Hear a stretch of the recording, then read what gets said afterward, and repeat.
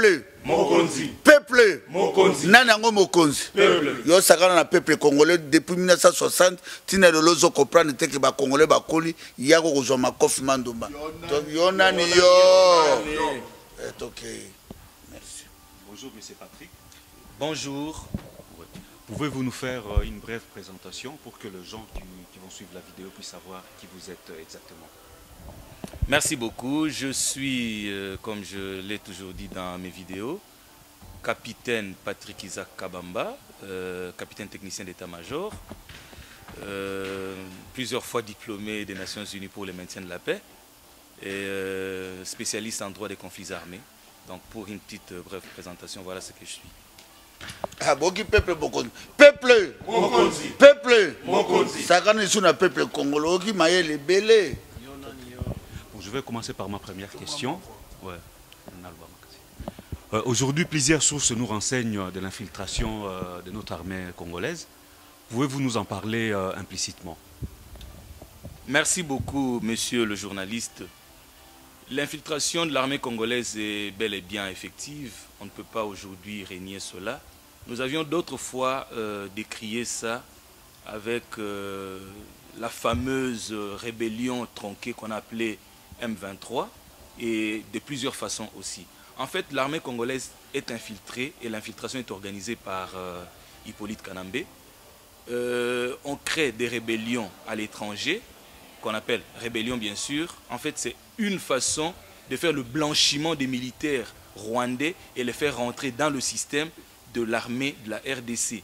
Ainsi, on va se retrouver avec des commandants, avec des noms tout à fait rwandais, lesquels sont des commandants et qui vont tenir les militaires congolais comme on tient le chien et les commander comme ils le veulent. Donc, on a cherché un moyen de les mettre dans le système et aujourd'hui, on ne peut plus le cacher, nous devons le dire à haute voix.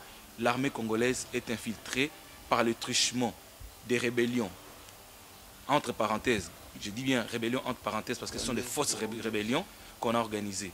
Je vais vous donner encore un exemple. Vous avez vu, il n'y a qu'au Congo où on se retrouvait avec deux rébellions se battant sur le sol congolais. Donc, c'est pour comprendre que l'infiltration au sein de notre armée est allée au point le plus avancé. Tu as déjà vu dans l'armée ou dans le peuple congolais des gens qui s'appellent Niyonzima, qui s'appellent Nizeimana. Ce sont des Rwandais qui ont pris les commandements et de plusieurs bataillons, de plusieurs brigades. Aujourd'hui, on ne peut plus parler autrement. Moi-même, personnellement, j'ai eu à voir dans l'unité où j'étais le chargé des opérations, des militaires d'origine rwandaise qui te disaient, oui, moi j'ai commencé l'armée au sein de l'armée patriotique rwandaise. Et après, quand il y a eu la guerre, je me suis retrouvé au Congo. Et après, je suis encore reparti, je me suis retrouvé dans la rébellion rwandaise. Mais comment tu t'es retrouvé ici? Ah, on dit comprendre Kaka. Alors quand je dis comprendre Kaka, vous croyez bien, vous comprenez bien, je parle de quel accent. Voilà. Mais comment peux-tu aujourd'hui expliquer ce qui se passait réellement au niveau de différents fronts quand nos militaires allaient se battre? Peux-tu expliquer un peu pour les gens qui vont suivre cette vidéo pour qu'ils sachent exactement ce qui se passait au niveau de nos différents fronts? Merci beaucoup. Vous savez, on parle des fronts. Quand les gens essaient de décrier ça, on fait passer ça pour un petit mensonge que, voilà, que les gens sont en train de monter. La vérité et la réalité est telle que la guerre, proprement dite, n'a jamais vraiment existé. Parce que ces mêmes personnes qui vous commandent sont ces mêmes personnes qui se retrouvent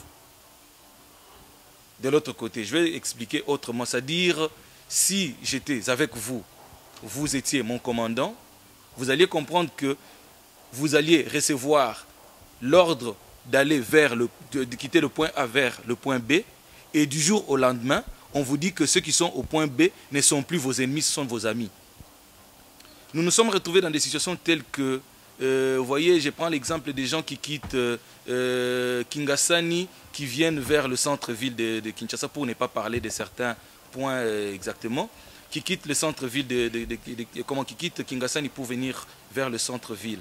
Et vous savez bien que vous aviez bien sécurisé tous les deux flancs, c'est-à-dire le flanc du côté du fleuve et le flanc du côté de Kassangoulou, Njili.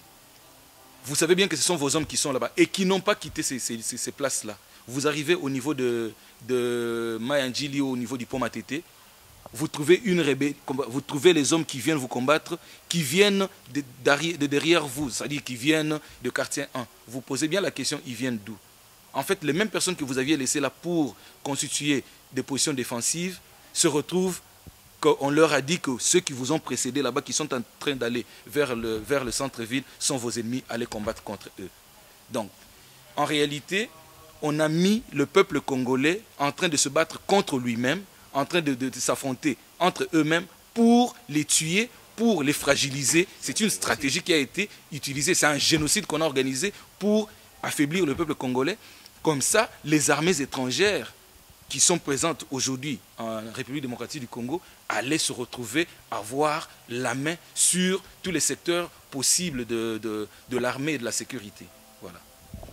Peux-tu expliquer ces messages parce que je viens d'en tirer la teneur.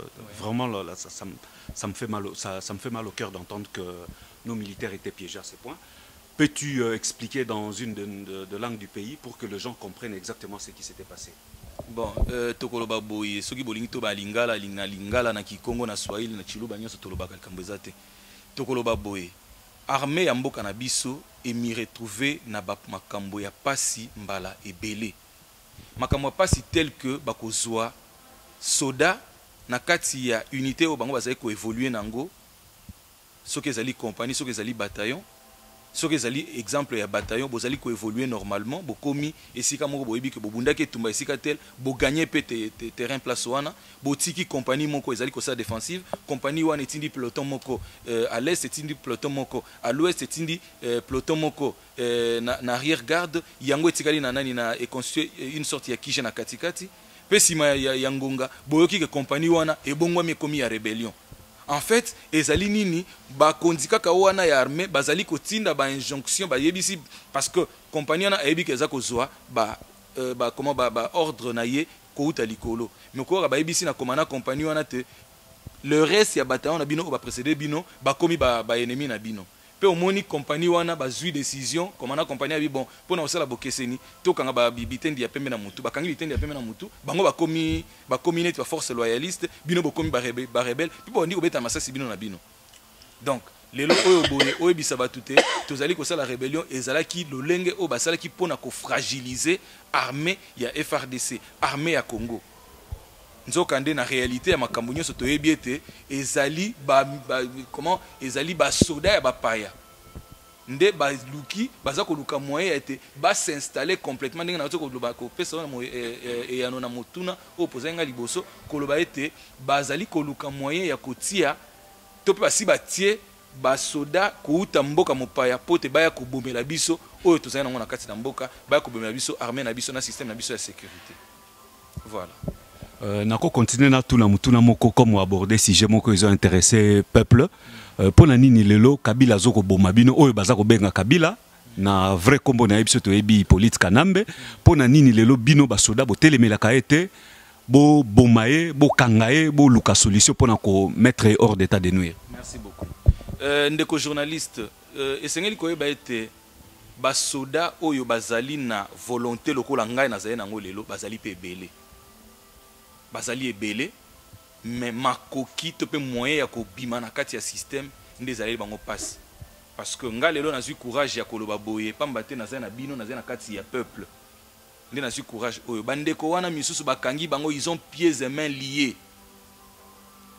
bazali ko boma biso pe bayebi yango bazali na posa ya soutien ya peuple et non il y a peuple comment on a été batumiso baza ko s'opposer bazana na posa que peuple a soutenir biso na kati il y a processus wana po été to kende to longola imposteur oyo to longola imperium o ezali na kati na mboka na biso. Par rapport à explication autopesa, est-ce que au a un message moko important ya kopesa na baninga na yo batikali bazana no prisonnier ya système o ezakuna na mboka? Ouais. Merci beaucoup. Bandeko na ngai basoda, bandeko na ngai ba policier. ngonga ekoki biso na mosala soda tolobaka ete bakoki komatela yo soda te pamba te soda yo osimba mandoki otanga classe ya mosala soda oyebi mosala soda seko se koyoka soni te kobanga eloko moko te. On dit même na kati ya liloba nzambe te il n'y a pas de salut sans effusion de sang. Alors na kati ya eloko oyo toza koloba lelo tolingi to faire comprendre bino bande kona biso ba soda pe ba policier était vous êtes les militaires du peuple congolais bozali ba soda ezala bino ba tozali na garde républicaine bozali ba soda ya peuple congolais et non pas ba soda ya Kabila parce que si c'est pour sa propre sécurité il n'a pas besoin de brigades, il n'a pas besoin de divisions pour sa propre sécurité. Bozali ba soda ya Congo lelo oyo soki boyoki peuple abimi na nzela côté le mela peuple te somo ki peuple abimi na nzela côté le mela yete ezala o policier ezala o soda côté le mela yete pamba te peuple wana aza ko bunda pona bolamo na yo peuple wana aza ko bunda po ete olongwa na système ya bafuta ko bambongo mike olongwa na système ya te bana no batanga na ba école ya batanga akutu te olongwa na système ya te oza kozanga moyen ya komilatisa oza kozanga moyen ko latisa mwasi na oza kozanga moyen ya ko vivre normalement ndenge sengeli moto a vivre baza ko bikisa yo lokola nyama. Voilà nde message monene na kiko bisa bino na bino ba soda ya Congo pe na bino ba policier ya Congo yango wana. Est-ce que vous pesa message na Swahili pour na bana oyo bandeko na biso ba soda o ba bengi bana mura pour ba yoka yo parce que na kanisi ke na bitumba o toza ko bunda et ça très important ya ko pesa message oyo ekoki ko sensibiliser bango parce que bango nde bazali ko batela mupaya oyo atele biso a vandele biso na muto mboka message ni okoza nango pona ko pesa na bana mura. Merci. Message enyemi na ezi ambia banduku yangu benye bana semaka paka lugha Swahili ni kusema kama Kongo ni yetu. Kama muko askari na muko wanatumika kule garde républicaine au muko natumika kule mainite mbalimbali yenye tuko nayo mu FRDC, muyue kama muko kule juu ya peuple congolais. Amuko mu FRDC au mu garde républicaine juu ya kuchunga paka ule mugeni anakuwa kule juu ya kutusumbua. Donc voilà, message yenye tunawezi ambia banduku yetu banasemaka lugha Swahili ni ile. Aksanti sana. Nadhani kama leo munanifata mzuri, munajua kama mimi niko moja wa nyinyi, niko kapiteni wa FRDC, siko mtu mwingine. Batu nadhani kama baskari mbalimbali bananifamia mzuri. Hii njo occasion tunapata kama ya kumionesha ke tuko muvita na ile vita tuko nayo ni ya ule mtu muko na chunga ule mtu mbaya anapenda paka auwe peuple congolais. Aksanti sana. Okoki ko compléter message na biso na Chiluba tina Kikongo parce que nayebi ke ozali soda otamboli na ba province nyoso ya mboka okoki ko bakisa message parce que bana mura eza kaka bawe balobaka Swahili te ya o balobaka Chiluba pe bazali bawe balobaka pe Kikongo bazali. Merci beaucoup. Comme ça na koloba na Lingala na si aloba na Lingala na koloba na Chiluba na koloba pe na Kikongo. Comme ça na boye batu nyoso bayoka message na biso. Peuple Mokonzi. Peuple Mokonzi. Nanango Mokonzi. Peuple. Diaspora boya mbangu partout. Vérité zalinda.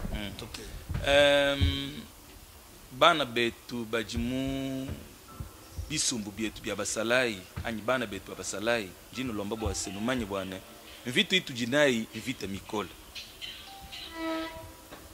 mwana wa mwenyau mulo mujitunga jetu mutu kwate kujulu musu bwana tetu shala bapika bien benda kajika twena bapika ba muntu na shumoto bwalu nzambi wakatupeshe bulo bwa Kongo mumanyi bwa chinyi wakatupeshe bulo bwa Kongo kibwaluka enjini lombali kujinwenu basalai bajimu Kongo numanyi bwane muntu au muntu mubi ujimwikala ushipa twetu utushipa twetu basalai ushipa bakaji betu ushipa bana betu ushipa batatu etu utushipela baba mamwetu jiba njojeji binu ikala bamona bantu anyi peuple wetu mupatuka munjila bwa kubenga bukalenga bwa Kabila anyi bukalenga bwa Kanambe bwa lujene jene la njojaji kanu mukanjiki na shimusangu moto kanu mukanjiki na shimusangu moto numukwate bikole numukwate nela numuko atukumi bwana nuyenende njilumwe toni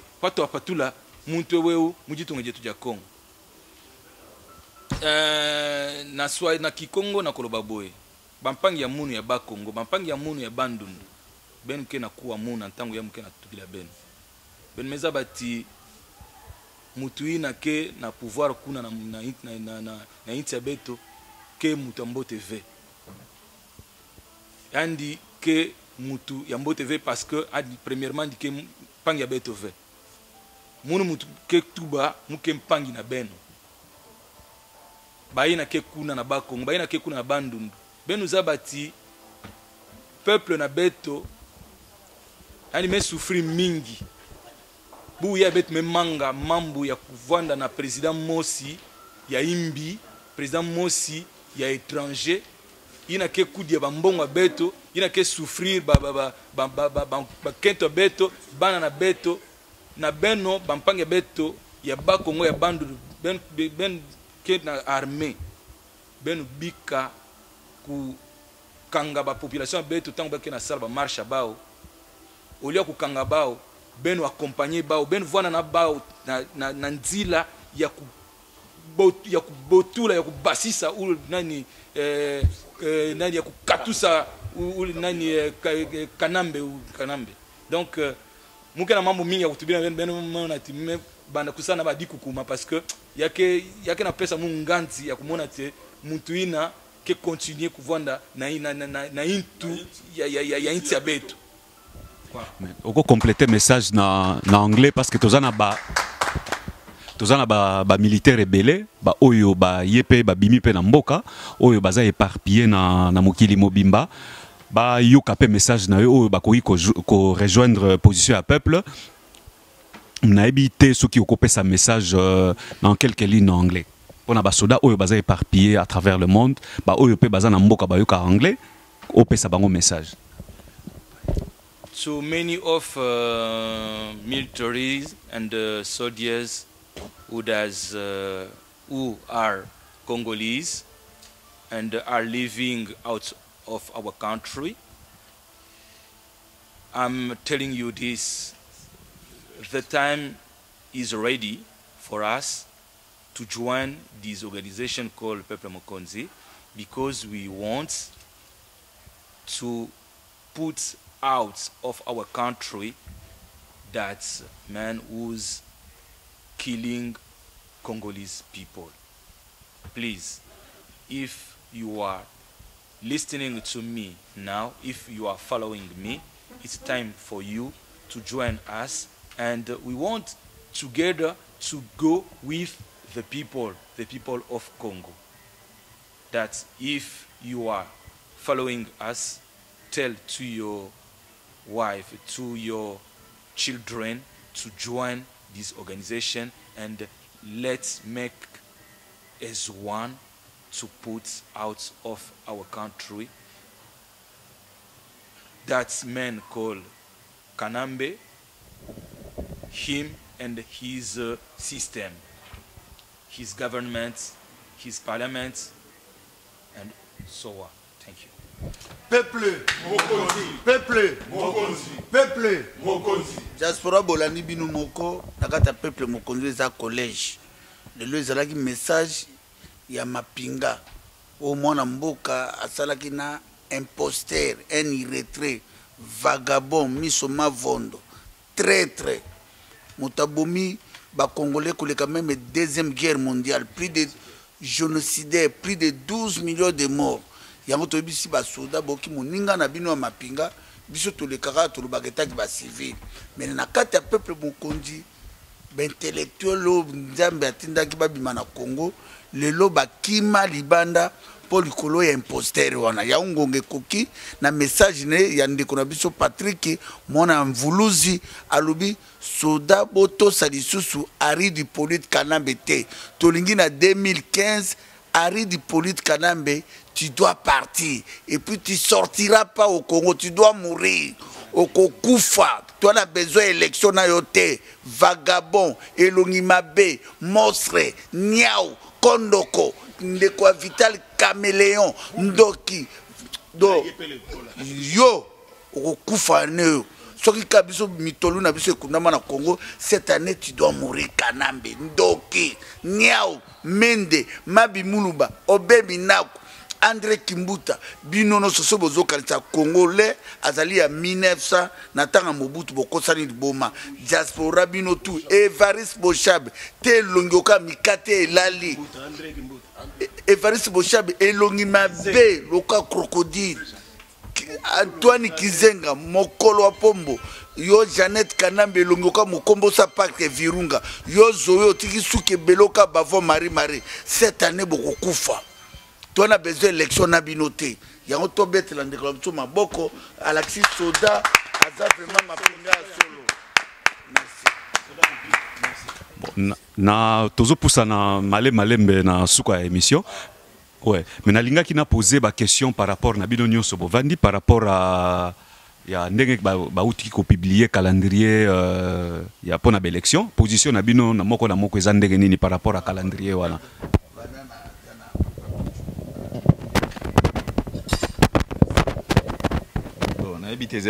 na pesa Pichucho Mongo pour na mon micro youtube musika normal ezaki dessiné par Pichucho Mongo mokonzi na biso ya France donc résistance c'est ça ti partout bana na Mir bana Luxembourg partout tozo de la bino total la représentant na biso ya Paris azwa message.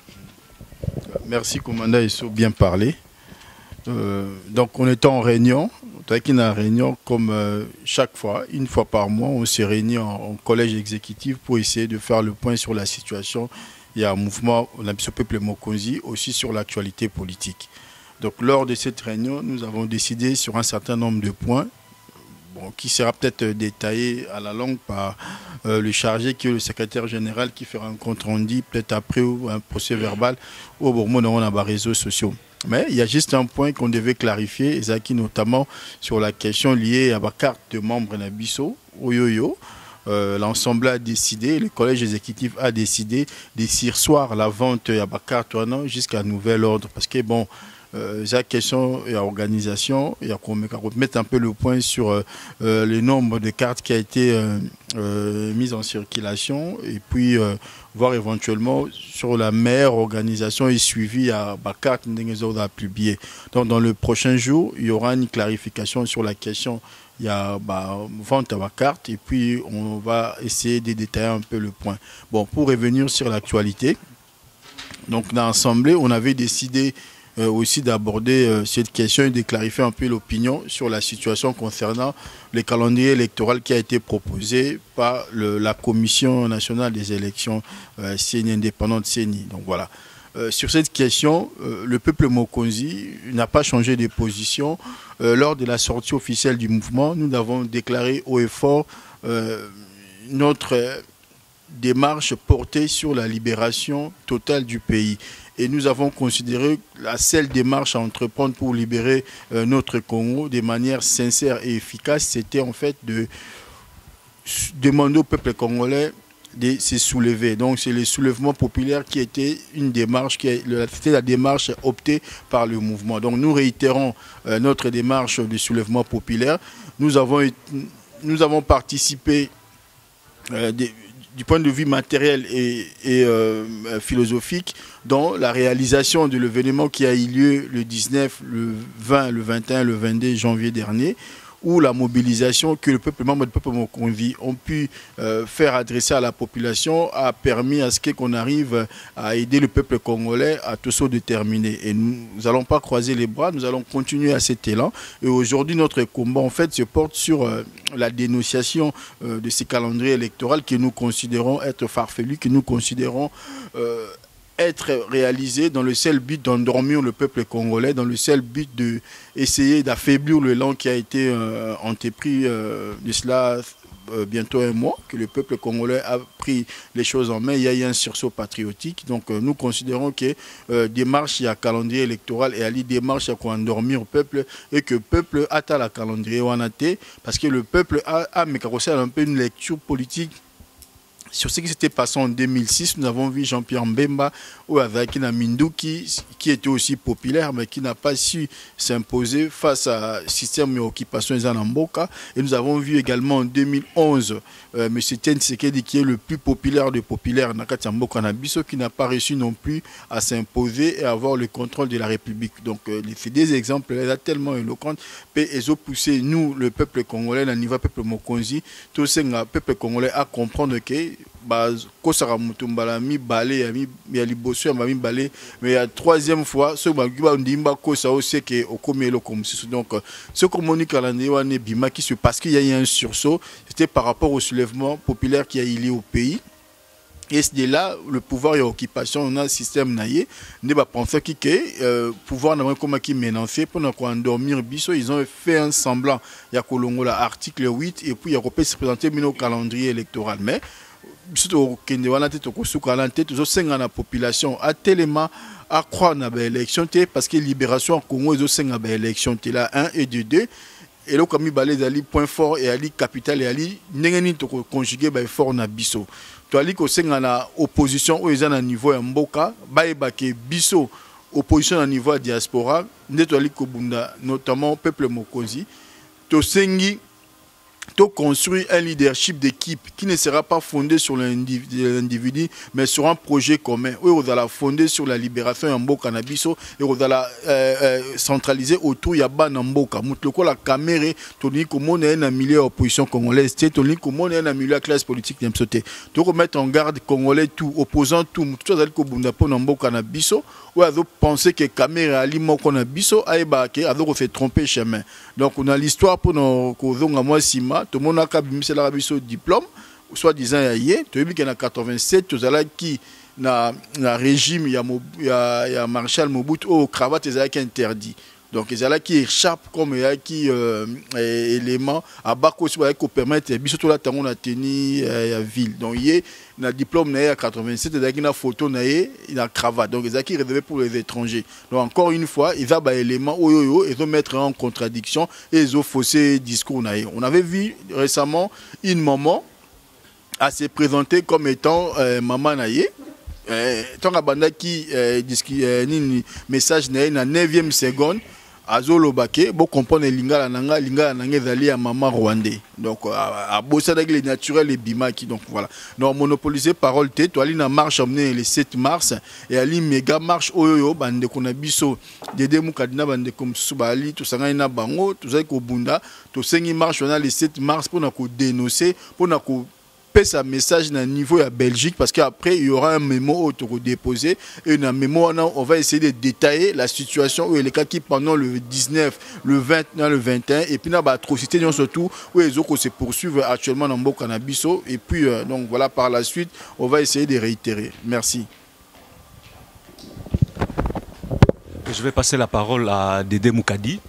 Peux-tu donner un petit message par rapport à l'organisation de la marche du 7 mars 2015? D'abord, je te remercie pour la vidéo d'abord pour nous mobiliser encore une fois de plus Pata Congo. Mais je tenais d'abord à m'incliner ou à honorer ma victime Nabiso Nyonso ya Congo. Et ma pensée est pour Nabango d'abord. Et précisément ici en Belgique, pour le jeune qui vient de mourir, Dieu merci Kanda. Oh, tozo, une pensée l'issous, ils ont s'adresser vers sa famille. Concernant la marche à l'air, c'est une grande manifestation pacifique. Oui, le 7 mars, à partir de 13h, tozo kutana na gare à Guillemin, dans l'hôtel des villes, place de remettre un mémorandum concernant les événements passés où l'équipe a mort surtout à Congo et Angoana. Mais pour question d'actualité, pour nous revenir un peu sur le calendrier on a posé, c'est un calendrier électoral qui a ses faiblesses et ses atouts. Donc le fait de le publier déjà, ils allient tout. Au biso toza nango du point de vue toza satisfait nango. Et Zanaba Biloko Belo, le calendrier électoral, ils ont faiblesse et belé. celui total, le coût chiffré, tout le monde a il est chiffré à 1,4 milliard. Or, l'élection en 2011, ils ont chiffré à 370 millions. Donc, pour dire qu'il y a Babylon comme un agenda caché ou des projets cachés si un calendrier électoral. Mais Bissot nous a satisfait parce que c'était une demande auto-formula qui depuis. Et le fait qu'il y a publié, on est satisfait. Bien qu'on a réunion autotique au Bengapé, bateau à Congo, bateau Bazanakin, bateau société civile, auto solo Linabango, au Bazolo Belabiso qui est dans le calendrier électoral, il n'y a que 2% de bons dans Katiwana. Le 98% restant, ils ont préparé et là, derrière. Nous avons lancé appel surtout d'abord pour la marche, nous avons un peu marche. Il y a mobilisation. Ils ont marche pacifique, mais ils ont marche il y a rassemblement pour les bisso, les résistants, les Congolais, les combattants, les Congolais, tout. Ils ont marche il y a rassemblement pour la relaxer sous force na bisso. Parce qu'il ne faut pas l'oublier que toujours ensemble nous vaincrons. Et autour toujours qui est unis. Vraiment, on va constituer une vraie force au Batobarondi Mabiso. Merci beaucoup. Commandant Esso bien parlé, au copé salilobamoko par rapport à la situation actuellement au Congo. Ce qui peut causer un message moko au elobami awate au bandeko balobite mais au yebi au copé ça na peuple congolais. Bon, après c'est un beau termine na bandeko ebele bazolanda biso. Je pense que Congo est comme une phase moko oyo, eza phase moko ya mabe mingi. Oyo soki ba congolais to sala attention te to risquer isusu to tika na bombu na maboko ba paya.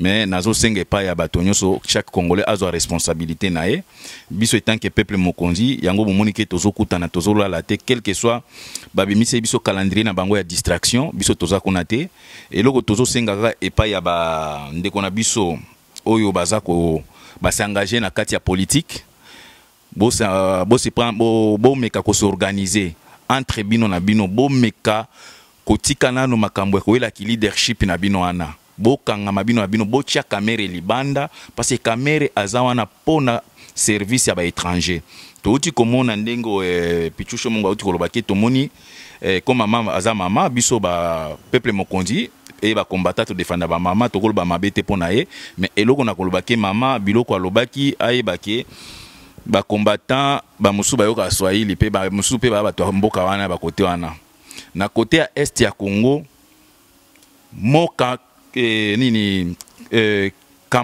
Kambale Isaka Kambale Isaka Kambare te pour vous dire que même maman a maîtrisé même makambo STT okoki jamais koya kopesa bato ma information ya lokuta preuve ke botala même na partie ya moko kamere baza na Billy Kambale eza Billy Kambare te pona bozomona ke mama tokolo ba mabete pona mama po baza mama baboti biso mama tika makambo politique tika makambo Congo po ememi bato ebele ofanda tika makambo oyo ememi makiro ebi obota bana nayo oyebi pasi ya bana mais kanisa siko ningi eza boye mwana nayo a participer na génocide ya bana ebele bakufi fanda mama oyebi pasi ya bana tika biso bakolo mboka to défendre to boyi kamere na mboka na biso aza na moto ya mboka mboka wane tangisa ye mboka wane komisie ndenge azali mais lelo monnaie de singe oyo amonike akofute pas peuple congolais eza makila peuple congolais yango peuple mokonzi azo travailler tozo kota ce qu'on a phase ya communication et sensibilisation et stratégie ça veut dire stratégie oyo tozo senga pour le moment eza stratégie que opération Lika mobile. Pourquoi opération Lika mobile? Parce que touti to lança qui nantango ba manifestation bandaki to lobaki bo somba carte à 5 €, bo benga ba membre ya ba famille na bino pona ko sensibiliser peuple ne to ça na 2011 bo mona ki ke ba kata communication. Donc tout ça qui n'a pas si ya ko sala ba stratégie na ba SMS parce que tout ça qui na communication surtout na peuple ils en a terrain mais biso tozo senge pas peuple nani ba diaspora mobimba États-Unis Canada partout place bozali opération Lika mobile ça veut dire au sombi puisse simia ya lika mobile na mboka neti biso ata Bruxelles osombi 6 mwana otinde soko zata na mbongo somba ta 10 otindeli bato ya Kinshasa otipe crédit na kati otindeli bato ya Kinshasa crédit 6 mwana eza po a utiliser kango te les jours où akomona ke gouvernement wana parce que mosusu déjà ekotaki déjà to sengande siko ba mosusu po to salaki makambo wana na CC mosusu ekotaki mais to siko to comme siko na niveau ya koyebisa bato nyonso to kotisa ebele pona koyebisa ke mutu nyonso oyo ayoki aza besoin ya tango mamakambo ekobanda mosusu ya basoulèvement banini tango okata communication biso toza enrelé na bato wana ça veut dire à travers baslikas basimi ya lika mobile otokotinda po moye bakatela bango eza te po eza satellite yango tosenga membre tout ya ba combattant na ba groupe tout bo sensibiliser peuple to somba ba carte sim ya lika mobile to ou bien opérateur moko ya Brazzaville basimi ya libanda to kotisa ngo na Congo pour aka usok bakateli bandiko na biso moyen de communication bango bakoza na facilité ya contact na biso po bino moko boyoki la mbere menda lobby diaspora mutapelisi moto abando bwaka mafuta na moto ça veut dire eza musalo to sala ki na bino na biso yango message oyo nazaki nango pona lelo nazo pesa papa Edi Bolombo.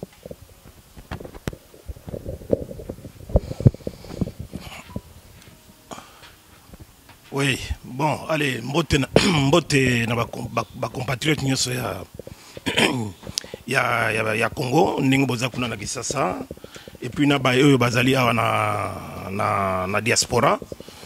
Comme toujours, peuple mokonzi azali wana pona ko surveiller, ko contrôler makambo nyonso oyo ya mabe oyo za ko ya eza diriger toujours en direction ya peuple.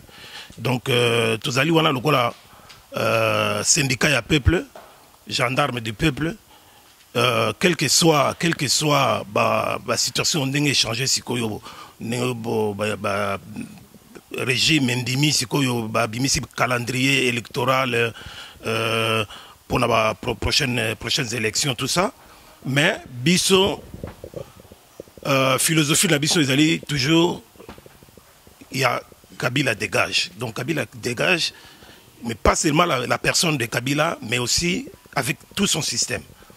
Alors, et loko na lingina beta c'était, je voudrais plus marteler sur un clou, dans le point essentiel, bozala na distraction te. Ne soyez jamais distrait parce que au croisé de chemin, va falloir savoir qu'est-ce qu'il faut faire pour atteindre les objectifs qu'on s'est donnés. Donc, Kabila doit partir, son système aussi. Alors, ne vous fiez pas trop hein, na question électorale. Parce que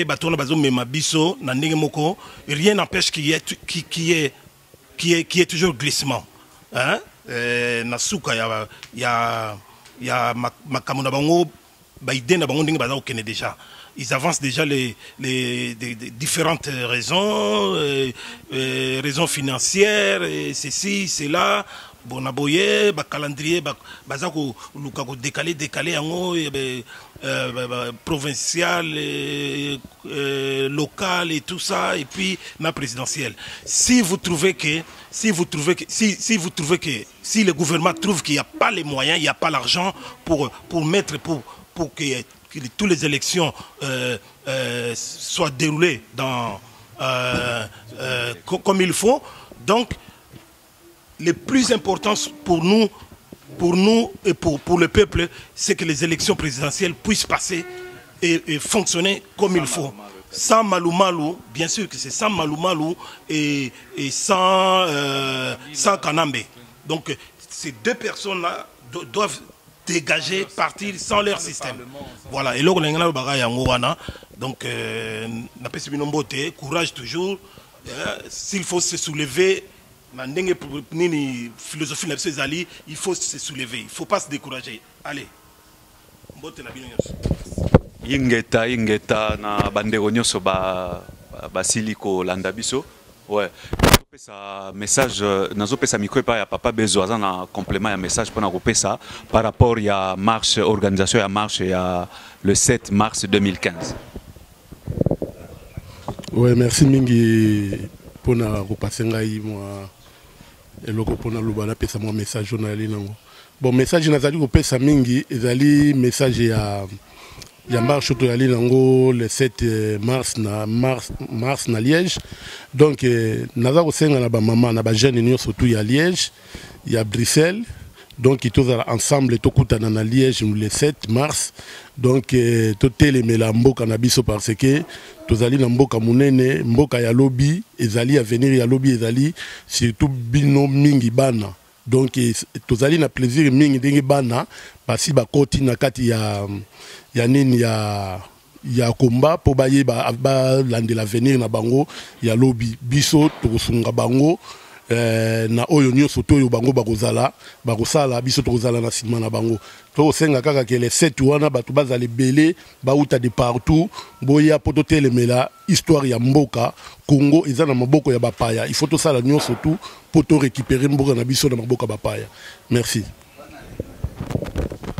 Pona kosukisa nakanisi tokomi na suka ya message na biso mais tokoki kosukisa vidéo na biso te 100% topesa message na mosali na Nzambe opesa moi bref message na ba pasteur oyo baza kokanga bandimi na bango ba prisonnier tilelo oyo bazali ko empêcher bango babundela mboka po mboka na biso ezala libéré maloba mboka na pesi merci pona maloba bopesi ngai mais loko makasi na linko loba ya liboso ezali ete peuple congolais azali peuple azobundela pona cause moko oyo eza juste ezali te ke peuple congolais oyo azako telema pona ko se révolter azosa lisumu ya kaisala ya nzambe ekomama mena nolenge ya kaisala peuple azana kati ya mibeko article 64 ezako couvrir acte oyo peuple asalaki ya kobima na balabala pona ko se soulever, c'est-à-dire que même na biso ba oyo toyebi mibeko ya nzambe tozomona ete peuple asumukaki na yete pona kotambola na nzela yango nazosenga baninga mi bandeko baninga ba pasteur nazo respecter bino makasi mais longo na nayebisa bino ete Bible lobi un bon berger donne sa vie pour ses brebis nde nakamwe makasi pe nazo regretter yango nazo loba lelo bozui opportunité ya kokutana na mokambi ya liboso ya ville na kombo ya André Kimbuta et puis asengi bino bobondela pona kimia bo accompagner pona kimia na mboka meloko esalinga pasi moko te kati na bino lokola bon berger asengi ke poto banda kobondela pona peuple pona mboka esengeli bo libérer na no peuple bokangaki po kimia ezala na mabota nyonso et puis bongo sima to bondela pona kimia na mboka Congo etalisaki kaka lolengo bino bozali na misalo bozalaka nango déjà en complicité na bakambi ya mboka banini bowelisi kosenga mbongo po ba soutenir bino mais kasi bokanisaki te ke ba brebi na bino bakangamaki na ba mobulo esalamaki bazaki na ba boloko bozo opportunité kasi boboyi kobimisa bango na esiko bazalaki ya pasi bowelisi bosenga mbongo ezaleli wana na aza kotia lipekisi nango vraiment na oyo ezali basali ensemble mais toyebi na biso ke ya lokuta bazali ya solo pe bazali toyebi pe ke tango tokomi oyo bao pe baza lokoso ya meya bazali kasi tosengi na ba oyo baza bakambi ya peuple bayeba na kotika peuple tango bamoni ete peuple aza na nzela aza ko marcher na cause juste batika peuple atomboka na minute oyo ezala mwana nzambe ezala yo pasteur tozaka na nzela eloko moko kanambe dégage élection tolingi yango te po ezalaka nango lokuta tozalaki na mboka Congo toyebi phénomène nyonso oyo ezali ya tricherie oyo eza préparé nana bapaya oyo baye uniquement po basunga ke tricherie ezalaka na Congo lolenge ya Kamal yango tolobi vraiment lolenge ya ndeko Kamal oyo azali vraiment expert en tricherie électorale oyo gouvernement en place engagaki pe ayaki pona kosunga bandeko batrishaka kaka na baélection epuis baganiaka na yango tosengi ete kimia mpenza na nkolo ezala na nyonso mais tolobi ete nyonso bakoki koengage bayeba ete bazobunda bitumba na bato kaka boye te meme na bakoko na biso bakenda bakotelema mpo na bitumba epuis tokotika yango te.